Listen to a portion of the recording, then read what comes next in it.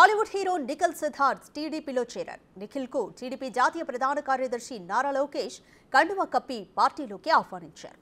రాబోయే అసెంబ్లీ ఎన్నికల్లో నిఖిల్ టీడీపీ తరపున ప్రచారం చేయనున్నారు.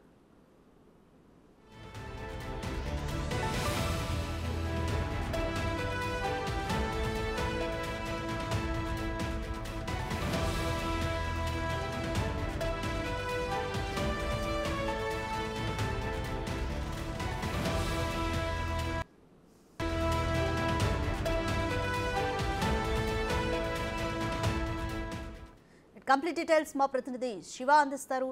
శివ, టీడీపీలో చేరికపై నిఖిల్ సిద్ధార్థ్ ఏమంటున్నారు? ఆయన పోటీ చేసే అవకాశం ఉందంటారా?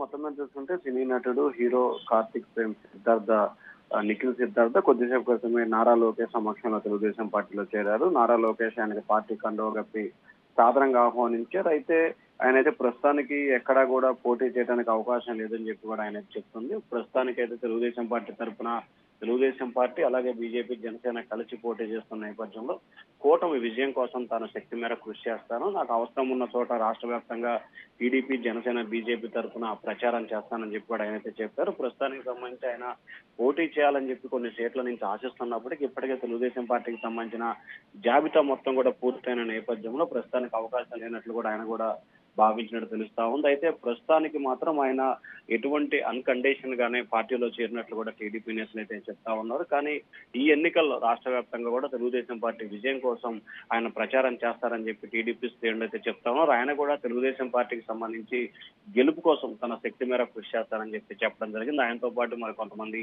ప్రముఖులు తెలుగుదేశం పార్టీలో చేరారు. రాధిక. థాంక్యూ శివ.